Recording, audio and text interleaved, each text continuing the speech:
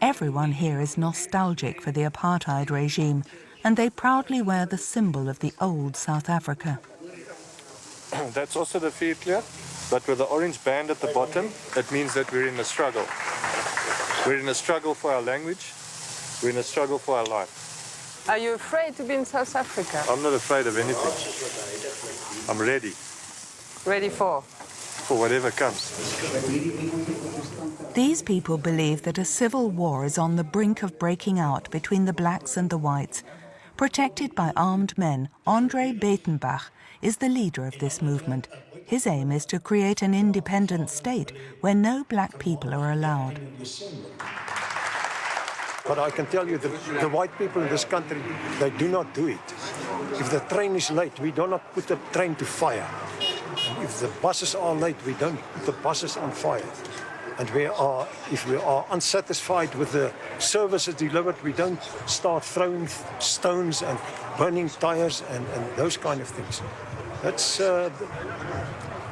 That's one of the main differences between us and the black people in South Africa. The way they behave. And it's not us that have to change our attitude. They have to change their behavior. If they want to be reckoned as civilized people, then they should act like civilized people. You say you're not civilized. Well, they must demonstrate that they are civilized, then we will believe that they are civilized. It's an openly racist rhetoric. For André Beitenbach, the thought of everyone living together is impossible, and he's not content with simply speaking about his views during meetings like this. Along with other Afrikaners, he has already built the state he's dreamed of.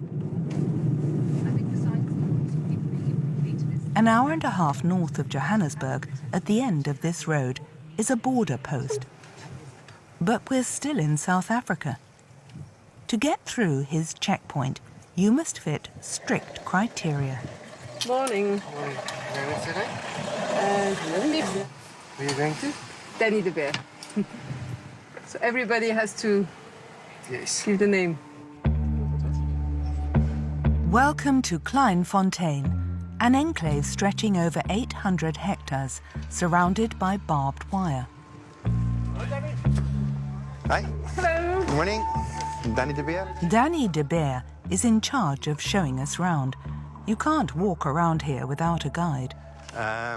This is our own little memorial garden. We've only just set foot inside and the tone has been set. We're welcomed by a giant bust of a very controversial figure, Hendrik Verwoerd. Father of apartheid. And you walked right into that trap.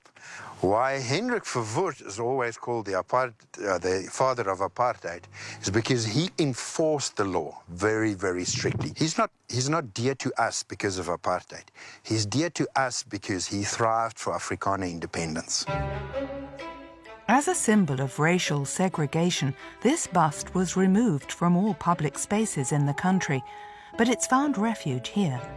Kleinfontein came into being in 1992, a year after the end of apartheid, when 50 pioneers founded this town reserved strictly for white Afrikaners.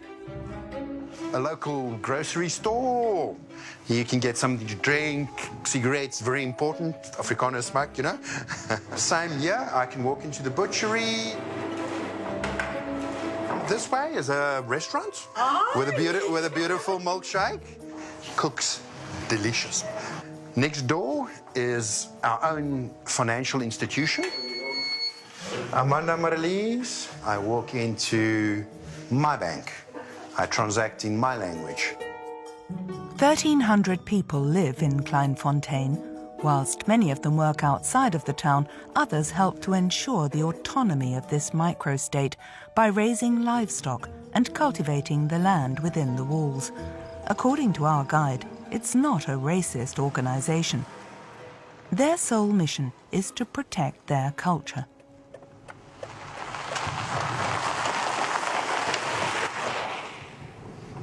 Do you think you have to protect yourself from black people? No. We have to protect ourselves as a cultural entity, to become extinct. The Rainbow Nation is a threat to the Afrikaner, because the Rainbow Nation says, leave your differences, Let's all be the same. I don't see black people here. You don't see people of other cultures here. But also, You seem to have a color visor on you.